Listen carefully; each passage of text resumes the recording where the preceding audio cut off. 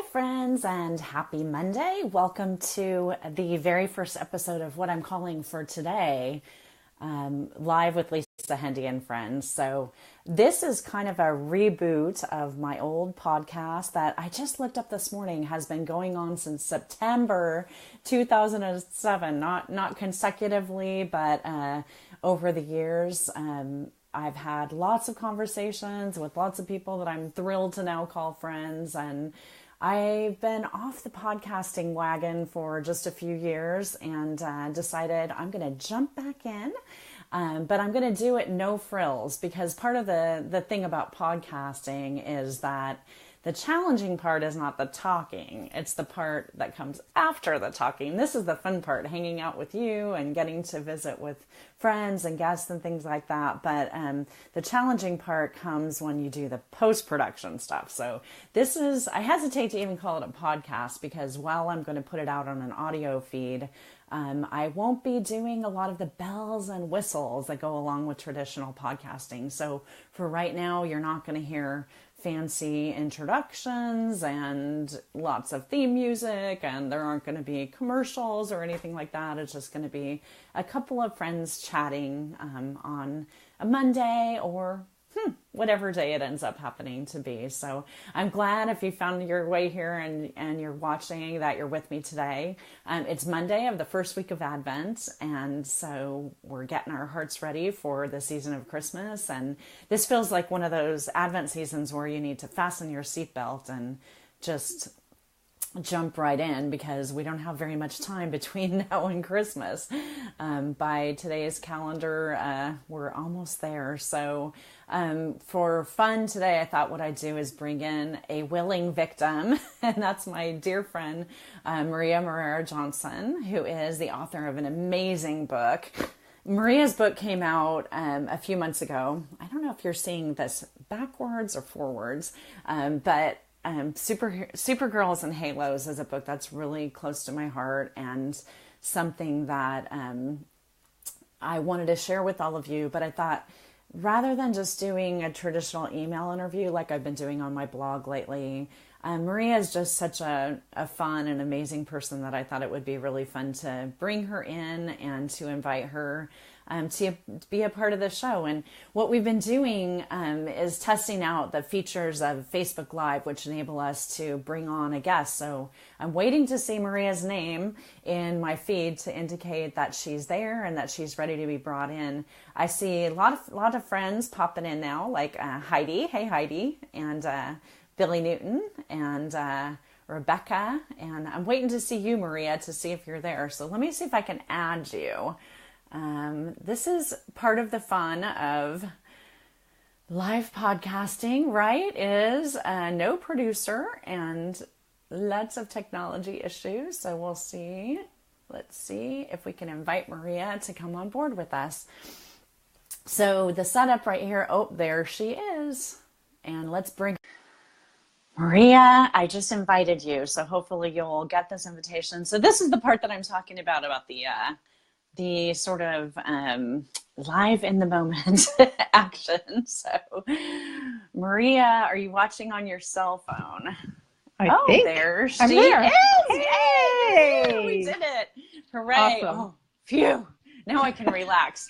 The top dancing part of the podcast is now over. Let's see. Awesome. I wanted to actually pull up on my screen too, so that later on in the show, I'm going to give you guys a chance to actually ask some questions of Maria. So Maria, get ready for that. But if you want to give a question, I'll be watching on my screen down over here to see if we get any comments in with questions. So, hey, Maria, happy Monday. Why did I schedule this for a Monday morning? What was I thinking? Hey, listen, it's lunchtime for me, so I've got my little oh, come on, pass some gross coffee over. little Do you know, Maria, this is so funny, but you actually are a huge part of my podcasting journey. And I was looking up on my Libsyn account this morning. Do you know that I put out my first podcast in September of 2007? Wow. Is that crazy or what? Wow. And to think back then when I started podcasting, do you remember the setups that we had? We had microphones and mixers and all this fancy equipment that's still up there in my closet somewhere, but I have no idea how to work any of it anymore. And now I'm going with my iPhone, with just a phone Facebook, and some and earbuds. this. So that's very happy. So how's your Advent going? It's going great. I Awesome. started decorating a little bit and, getting some things going. I'm doing, Allison Gingras does a snap a day, snap Advent. So yesterday's challenge was to post a picture of an angel. And I have this great angel. Did you take a selfie for that?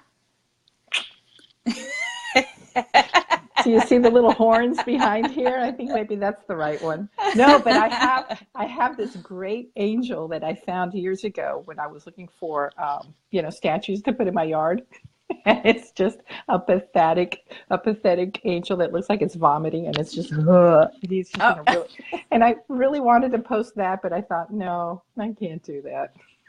Okay, so Steve Nelson pops in with a comment. Yes, angels, because right here you actually have 2/3 of what we refer to as Steve's angels, with the third angel being our delicious, delightful, bold, beautiful, and bodacious Pat Gone. So that's right. We have to figure out a way for Facebook to get 3 faces on the screen at the same time. So where can people see such snaps for Advent? Is it over on Instagram or Snapchat? It's on Instagram, and it's I think it's hashtag Snap Advent. Okay, hashtag Snap Advent. Somebody confirm that in the comments for us. Yeah. So awesome. And I'm right in saying today is December 4th, so we're like 3 weeks away from Christmas. Yeah, it's a short Advent. Whoa. I know. That's scary, isn't it? I should be. I'm wearing purple today in honor of Advent, but that's. Oh, really? It's not even cold here. I put on a sweater to be seasonal. Yeah, tell everybody, you guys, well, both of us, we've had like these major changes in our lives in the last couple of years. So you're living in this amazing place, and your journey took you south. So tell us a little bit about that. Sure. So we are living on, I love that it's the Bay of the Holy Spirit. We live in Mobile now, south of Mobile, not actually the town proper.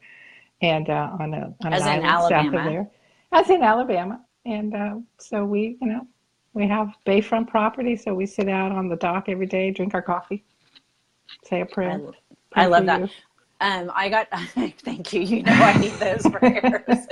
I got to see it like in the early stages after you discovered the property. And I think the last time that I saw it, you had your trailer there and ground was getting broken. And I remember standing out there with you and looking at that magnificent view and imagining all that it would be. So I can't wait to come and actually see what it became. But I love your daily posts from the dock and just the sense of serenity there. So this particular project, your newest baby, Supergirls and Halos, it's been out a few months. I'm a little tardy to the book launch party, but it's never too late to tell you about a good book. So I'm going to act as though I didn't know how this book came about.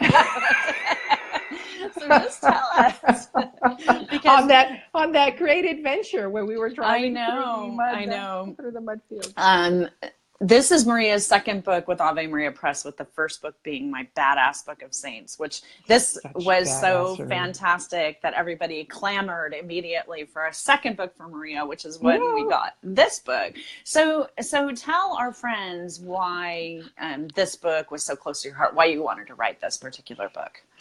Well, I think it's really relevant for our times, first of all, because there's so many women are getting featured in a lot of the popular culture right now, and so I think it's important for us to be able to draw attention to the virtues that they have, because so many of them can be over sexualized, especially because it is the superheroes and just the way that they're drawn can be very evocative. And so I just really wanted to talk about that. But really, this book was born 30 years ago when I was taking a women in literature class in college, and I was just unhappy with the selection of women in the course. They were all old. By old, I mean like hundreds of years old. Now, some of them were young women, but the stories that we were talking about were not contemporary stories.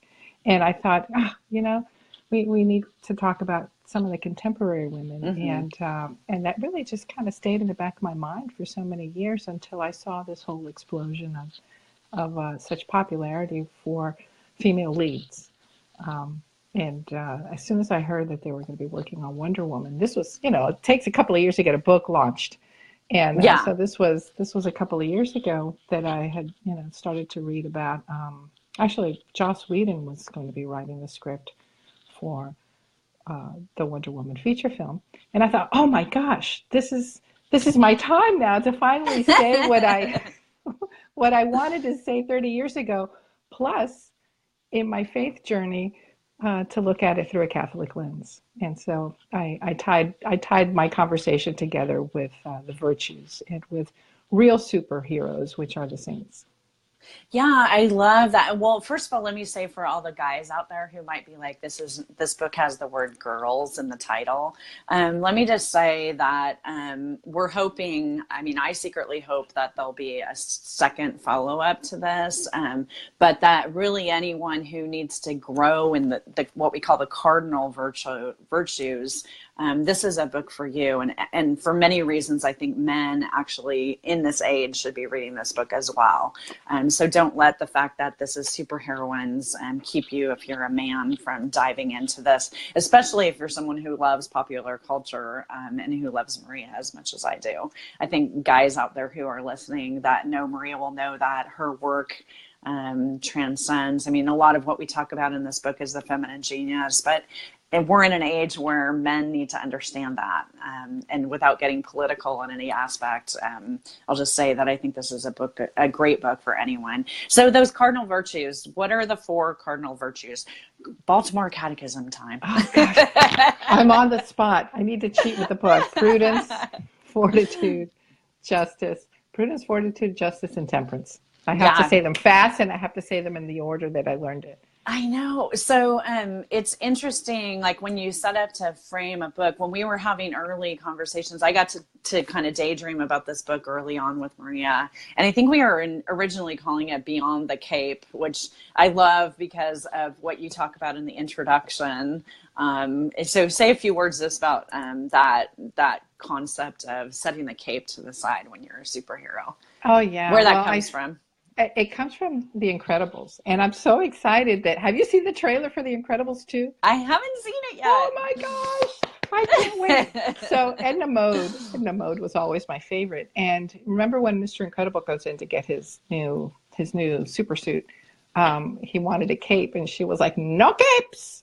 And and then proceeded to tell him all the heroes who'd had their capes caught in machinery and whatnot and ruined them. And so, I thought, gee, if it's the capes and the superheroes that really hold them back and hold them down because they're dangerous, then, those are the things in our lives that hold us back. We could put a nice, simple little 3-letter word to it, sin, and that's really what the capes are in our lives that hold us back. But so many other things, negative thinking. This idea that somehow we can't be holy or we can't be a saint. Come on, we were made to be saints. We're all saints in the making. And so we need to get rid of these capes. We need to get rid of these things that keep us from pursuing these lives of holiness. I love how in the book what you do is you couple someone from that popular culture, either a movie or great literature, even comics, great TV shows, with Catholic saints. And for folks out there who might be watching that aren't Catholic, a book like this kind of helps you maybe to understand a little bit about the fact that when we share our faith as Catholics, our devotion to saints is not thinking that they're godlike, that they have, superpower heroes such as God has, but that they live these lives of great sanctity that help them to overcome kind of real world difficulties and circumstances. So how'd you come up with the pairings in the book? Did you start with the superheroines first? I started with the supers. Yeah, I started with the supers. And but I say this a little bit tongue in cheek, but I really think that the saints kind of chased me a little bit, and they said, "Hey, we want to be in your book," because some of the pairings they didn't make any sense to me. Like, for example, in the section on justice, where I'm talking about Wonder Woman and I'm talking about Rey from The Last Jedi now, comes out this week. I paired Rey with Saint Clare of Assisi, and I thought, why was Saint Clare? Where's that coming from? And literally, her holy card fell out of this. Catholics and our trading cards are not baseball players. They're it's holy cards with saints on them, and I don't know why she was there, and I picked it up and I thought, hey, Saint Clare, okay, hello, I don't know what this is about, and I put it away, but she stayed in my mind, and I thought about it for a while, and I thought, we forget that yes, justice is what Wonder Woman fights for, which is good versus evil and putting away the bad guys, and I pair Wonder Woman with Saint Catherine Drexel, who had a great lifetime commitment to the social justice of educating African American and Native American peoples. So that was easy.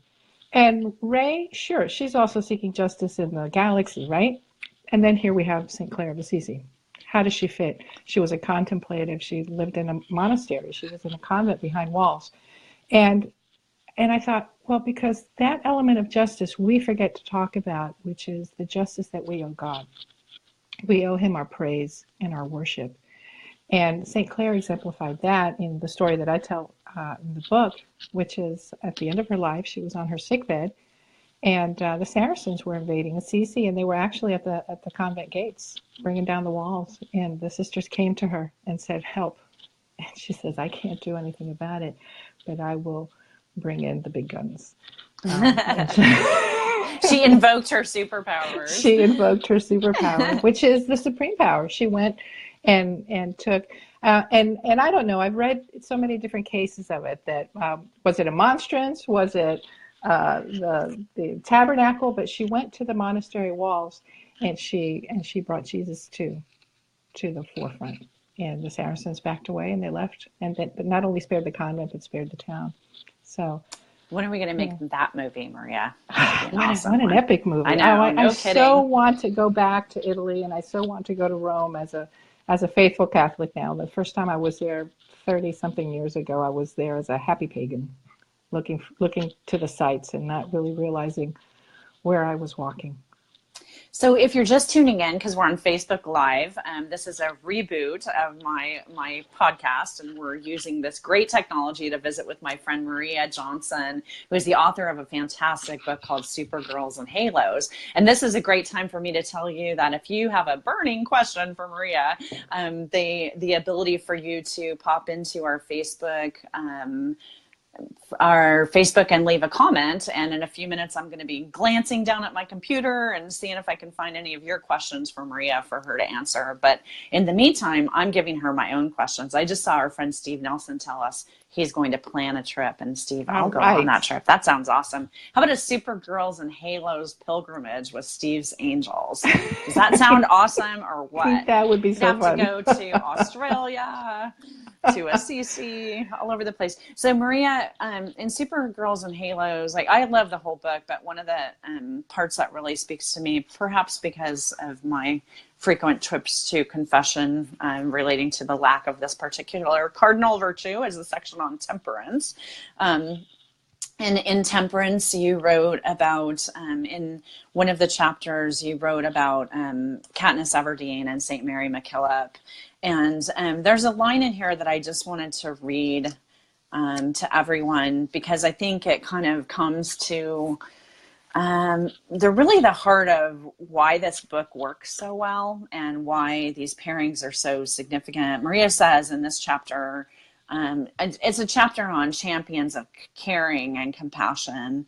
And she says, good literature should prod us a little and provide opportunities for reflections about ourselves, our values, the things that we can learn from these fictional characters. And it's interesting to look at Katniss and St. Mary MacKillop, women who kind of had these incredible obstacles to overcome, and to look in my own struggles with this virtue of temperance, and really wanting to be somebody who uses any gifts that I have to make our world a better place.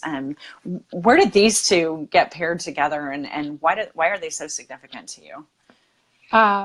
Well, sometimes when we use the word temperance, sometimes we think about maybe chastity or drinking, anything that is excess. But it's so much about self-control, and I really was close to the characters and to the saints in this section, because where I need to control myself is my mouth. Boy, I can shoot it off in a second. And it has been. Are you surprised? Okay, I love that you just said that. And I just, sometimes there's no filter.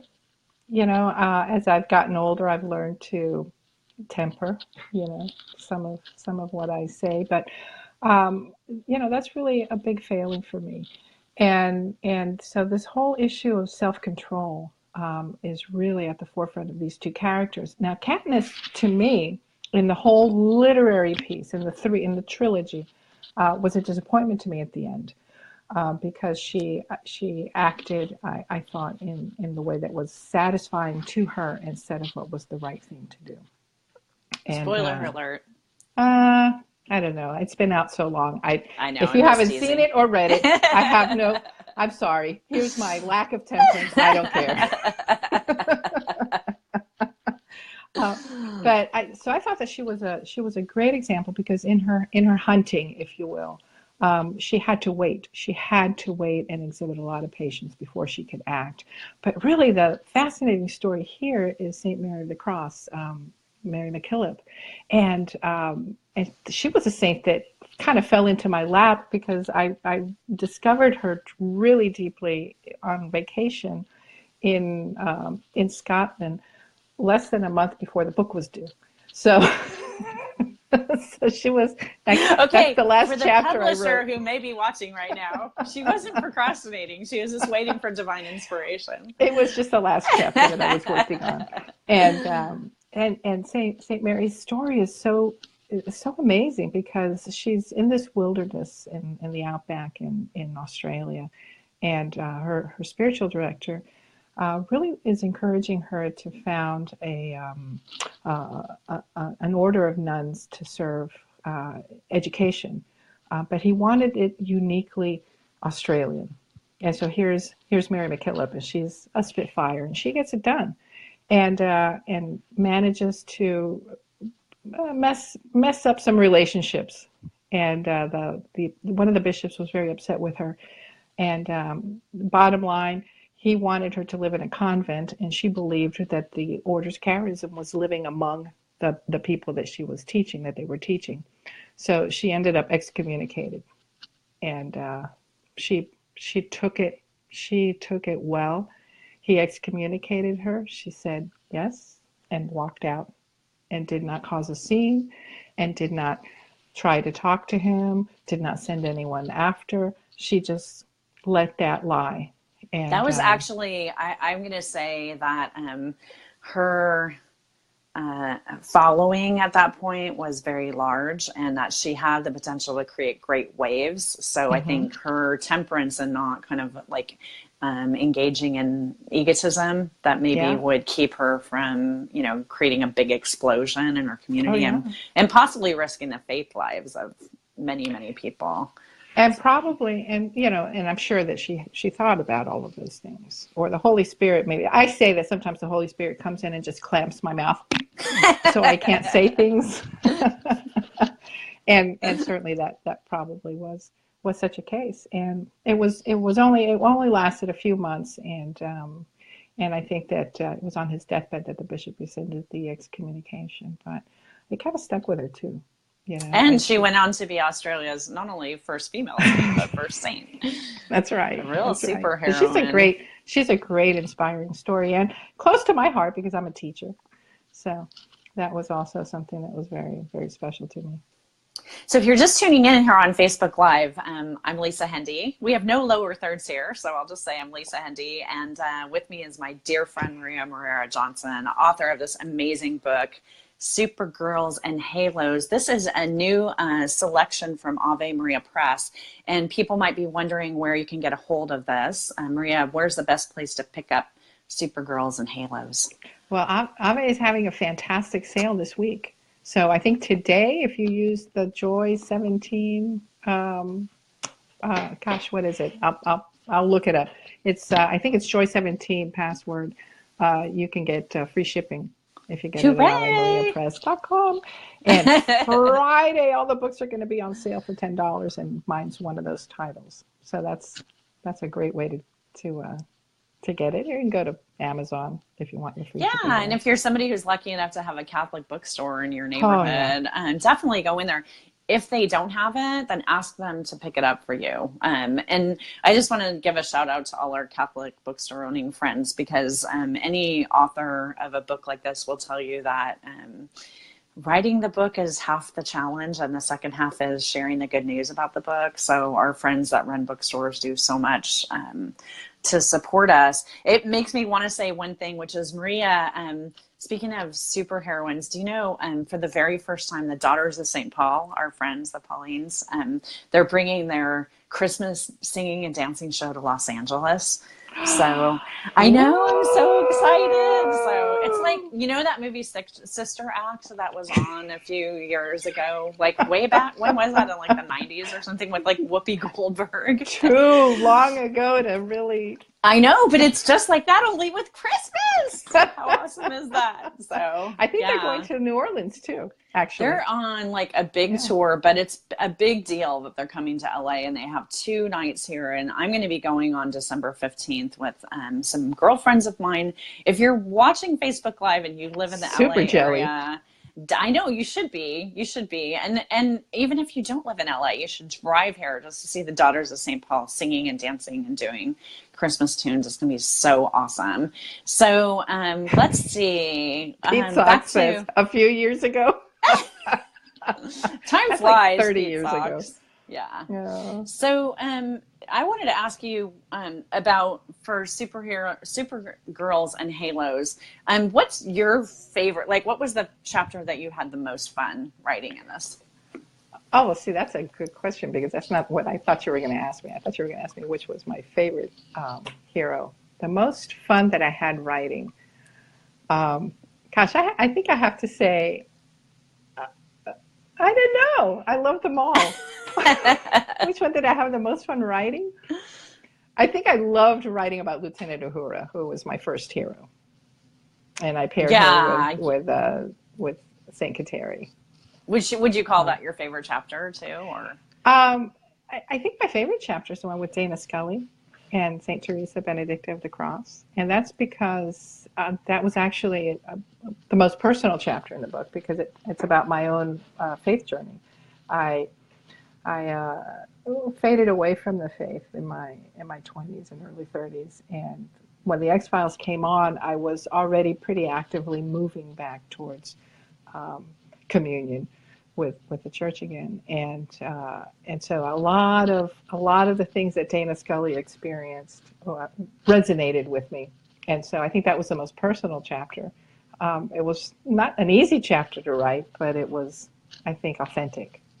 Do you find that? I think one of the things that when I've written some chapters like that in past books of mine that are really personal, that there's sort of this, like, first of all, not wanting to go there. And then once you finally get yourself to the space where you can kind of unburden a little bit and share some stuff, then there's this process that happens in editing where you and your editor pass a manuscript back and forth a few times. And I remember with The Grace of Yes, which has some personal stuff in it, that the last time that I knew I was going to see the manuscript before I let it go, before it became words on a page that I could not just hit delete on the internet. That there was really a lot of prayer about, oh, did I really want to go there? And have you gone through that?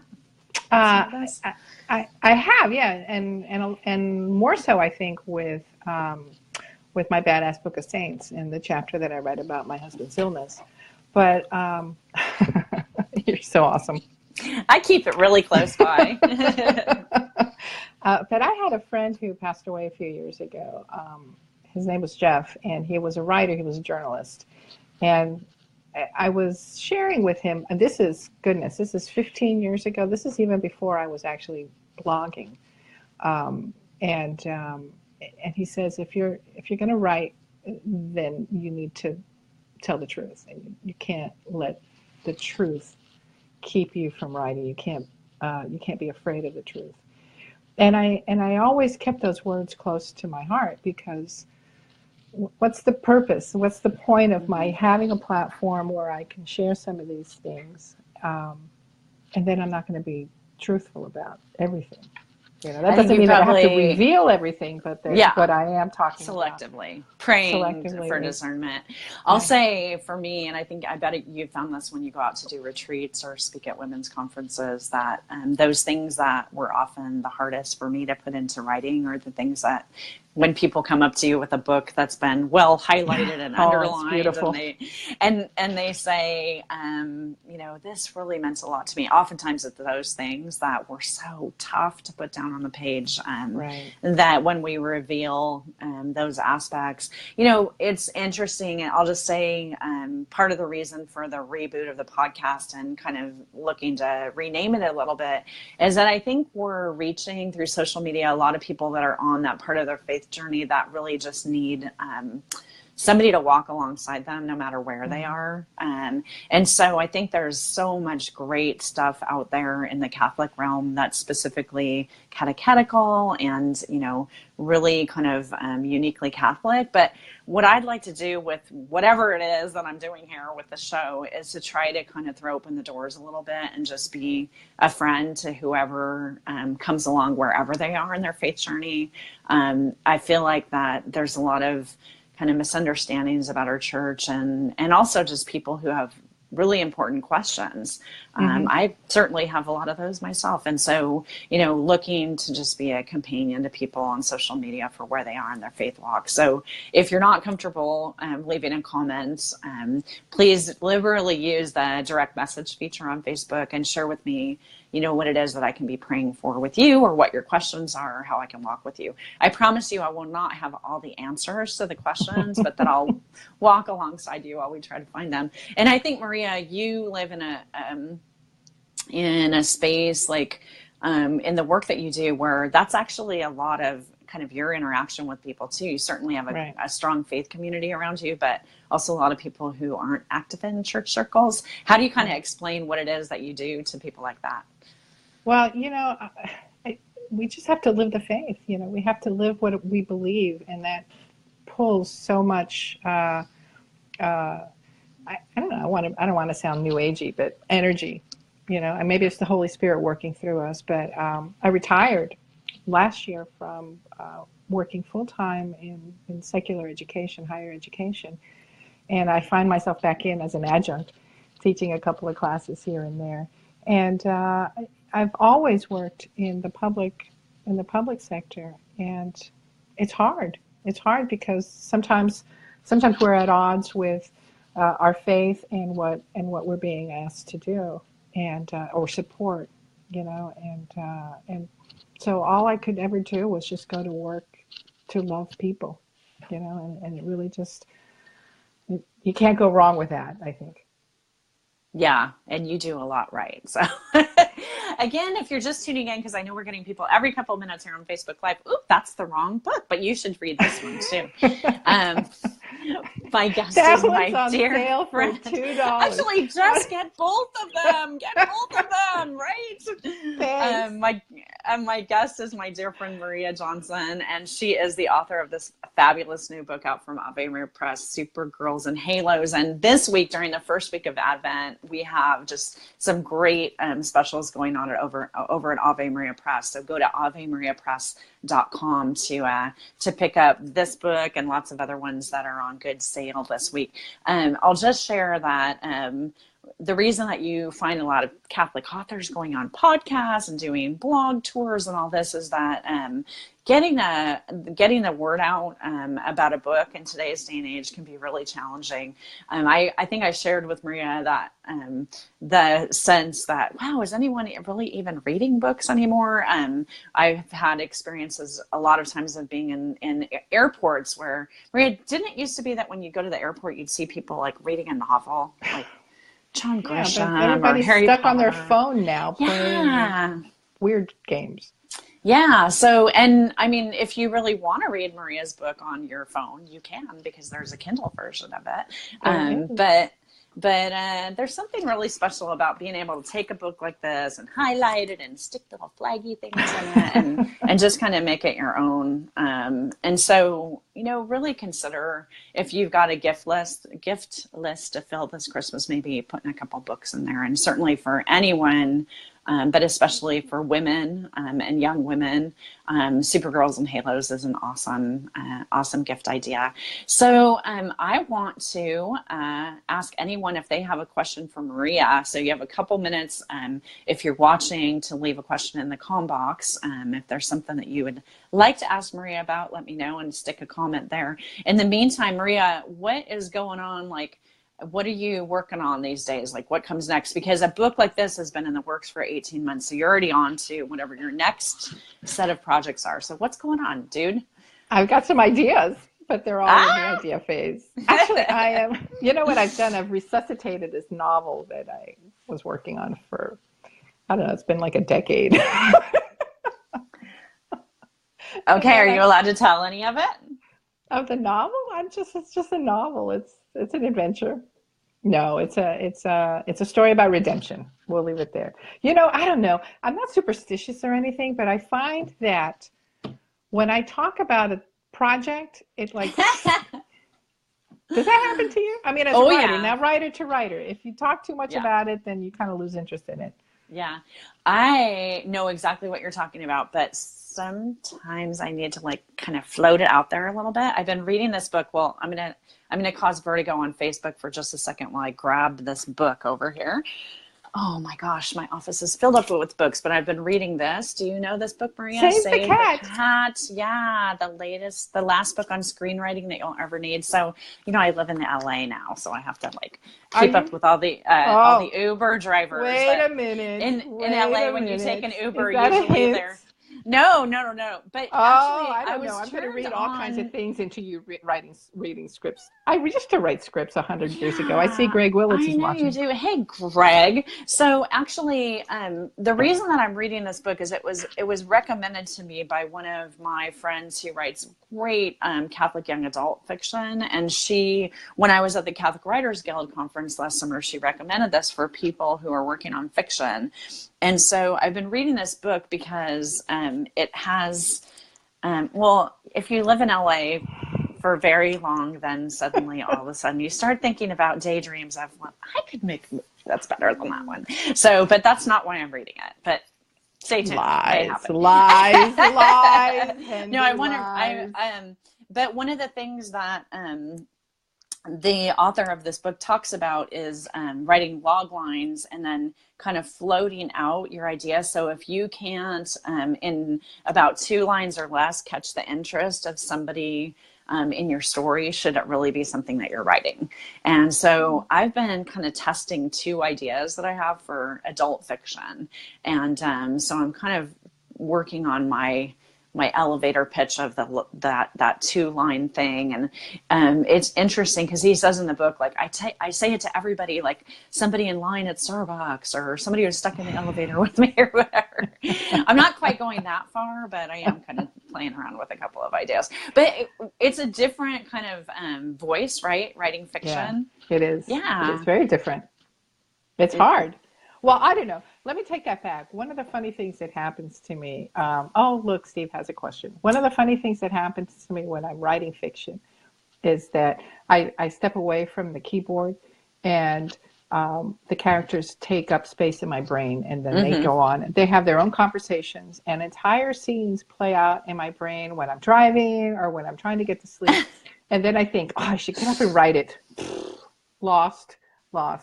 because the next day, Actually, should have or written when it you down. are sleeping, I usually, if I'm working on a project like that, I always have a notebook next to my bed. When I was writing Time Travelers, I would be under the covers at night with my cell phone, like propped up as a flashlight, like writing so that I didn't wake Greg up. Because Uh, honestly, sometimes like entire lines of dialogue or conversations they go just pop on. in. They just pop right into There's your head. a great movie that's out right now called The Man Who Invented Christmas. It's about Charles Dickens and the writing of A Christmas Carol. And I reviewed that movie on my blog. But I love the actor who's in it. I can't remember his name, but he's Matthew in Downton Abbey. Super hunky British guy. And he, so The Beast. yeah, the Beast. What's his name? I don't know. Daniel. I don't know. Somebody say Whatever. it. But anyway, he's super awesome as Charles Dickens. But his characters are all around him, talking to him while he's trying to write. It's like, oh my gosh, that's so. And anyone who writes fiction has been there. So Steve posted a question on Facebook. If you'd like to leave a question for Maria in the time that we have left, you can come on over to the Facebook com box and just leave a question there. So Steve's question was, have you discovered any saints that are good examples for evangelizing young adults? Saints for evangelizing. While you're thinking about that, I'll just say Saint Philip that, Neri, if that's an easy one. hold on to that thought for a minute. All right. And think about a few more, because I want to say this, that it's really interesting that I think this is a big thing in the church right now. Everybody's talking about, why are, young adults spiritual but not religious? And, and it's like everybody is searching around. Everybody our age is searching around about how to find, answers to young adults. And they have so many answers. We just need to listen to them. So, Maria, what do you have to say about that? I was just reading Paula Perry's question, so go back to Steve Nelson's question. And just in case you're just diving in, because we're getting new viewers all the time, it's Lisa Hendey with my dear friend Maria Johnson, author of the awesome book Supergirls and Halos. So let's see. Go back to Steve's question, and then you can answer Paula's question. I don't know. I totally drew a blank. So you said St. Philip Neri. That was your first reaction. Oh, yeah. About St. who's Neri. Somebody for young adults. I think so. What do you have to and say I can't about remember. him? I just think that he has a sense of humor, so he can talk to people. I think that the best way to reach young people is to be natural, and to be, not that we have to get down on their level, which is a stupid thing to say, but that we need to understand how to be relational across the generations. And I think that it's something that we've forgotten in our in our day. I don't know why people just don't talk to each other, and I think that Philip Neri could talk to people, because he would first be a little self-deprecating, and if you can laugh at yourself and put other people at ease, then that's a good way to begin to have a conversation with folks. But there's another saint, and I've forgotten his name. Maybe he's a blessed. The soccer player, the young man who do you know who I'm talking about? You're making my brain explode. John Paul II was a soccer player, but I know no. Somebody's going to put it in the comments. I'm sure that they will. But really, any of the saints are interesting people. For new evangelization, Our Lady of Guadalupe, believe it or not, is I write about her at the end of the Supergirls book, because she's the patroness of the new evangelization.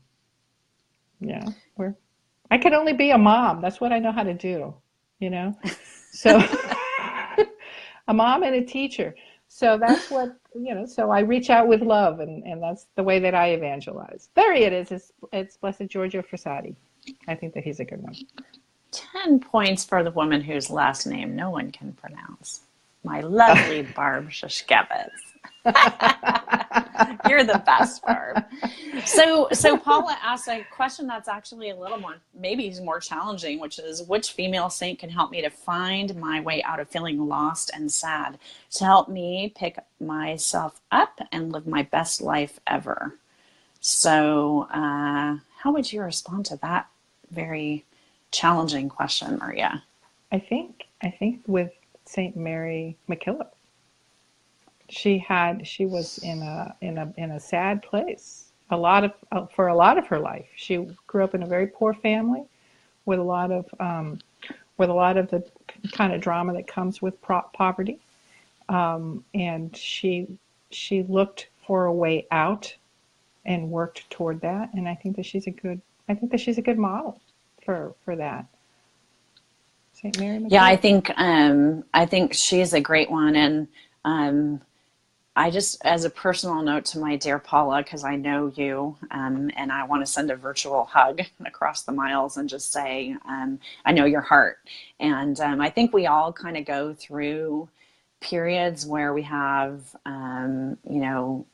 maybe challenges in our lives. I think this particular season of Advent and Christmas can be one that is really challenging for a lot of people, that we look around us and see everybody else doing, sending the perfect Christmas card or having the perfect decorations posted on Facebook, and maybe we wonder if there's something missing in our own life. And maybe especially for people who are single at this time of the year, there can be big challenges. It's a reminder to me to really reach out to friends that don't have a lot of family around them, and to welcome them in.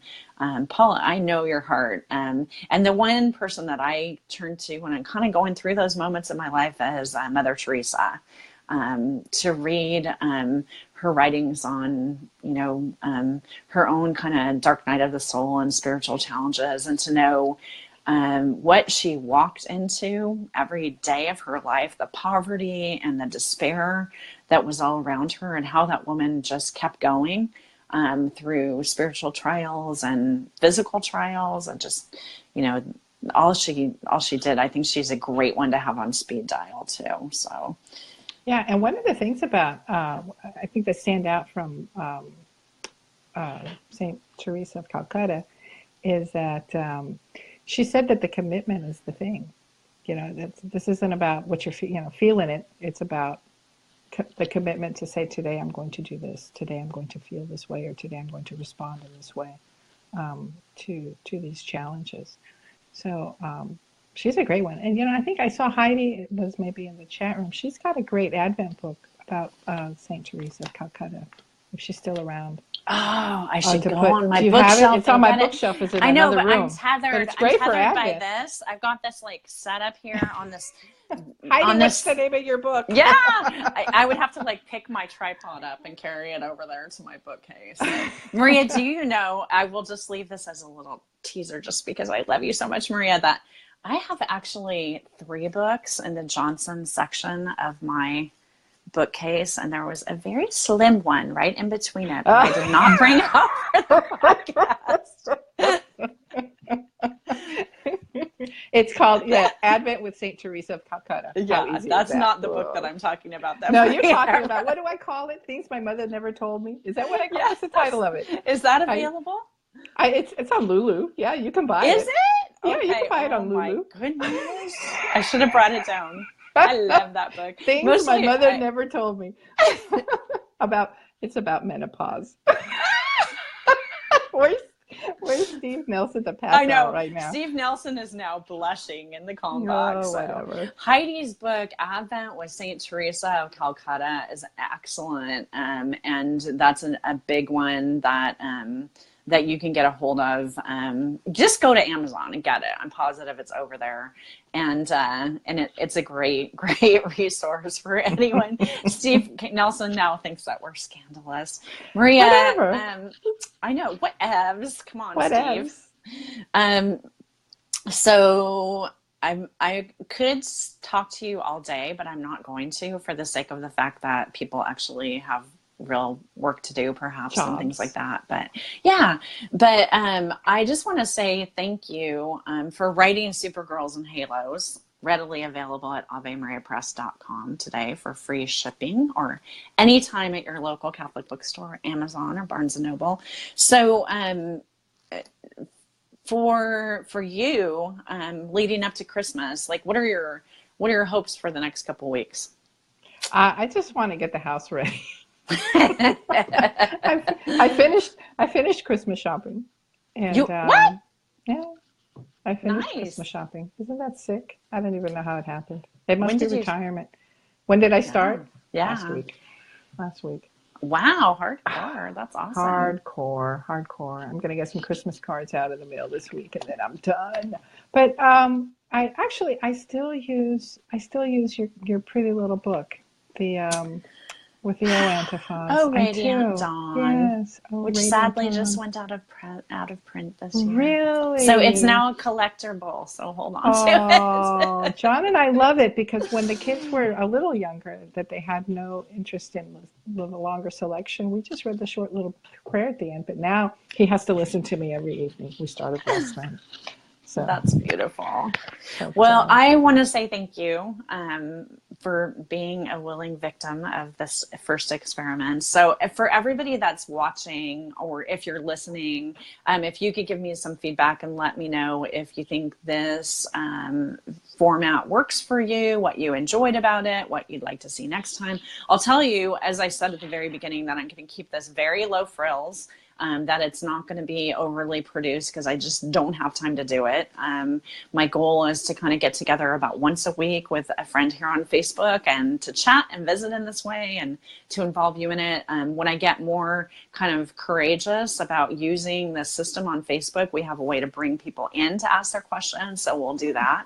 And, you know, just to kind of play around with this and get some content out there. So if you enjoyed it, let me know. And if you didn't, you can let me know that too. Although then I'll probably have to go to confession. everybody For the sin loves of Lisa. despair. So no. We know that you have choices for your podcast listening, and we want you to enjoy it. No, but anyway, the goal here is just to kind of use this format to have fun conversations and to maybe bring some good books and other resources to your attention. I'm going to be going on some adventures in the next couple months, so I'm going to be using this Woohoo. format to take you along on those. So fingers crossed there'll be some exciting things coming on. And Maria, where can people find you on social media if they're not already connected with you? At Bego, Bego on Twitter. And I think I'm Bego Johnson on, I've had it for so long. Instagram? Yeah, I think I'm Bego Johnson, or find me as Maria Johnson. And Facebook is Maria Morera Johnson. Yeah, and in theory, I'm going to have show notes for this when I Oh, put it up theory. on my blog. So I'll make sure that I have all those links over there at lisahendey.com. Yeah. lisahendey.com. And you can find me on social media at Lisa Hendey. Obviously, you've already found me this one time if you're watching this on Hello. Facebook. Hello. Hey, can I give a shout out to somebody on your show? 100%. And where's I the, think my you know what? sister, Where's the I think my UP that sister-in-law. What? Oh, really? I think my sister-in-law is still watching. Happy birthday, Pat. So that's it. That's all. I saw her name pop Happy up. birthday, Pat. And to Christy Buckley, we're sorry that you're sick on the couch, and we hope that you feel better very soon. To everybody else that's been watching, that's our friends, we love you so much, and we'll do it again soon. So God bless everybody. And Maria, I love you. I love Thank you you right for back, everything, honey. my dear. And I'll see you hopefully very soon. God bless everyone. Yes. Have a Love you. great first week of Advent. Bye.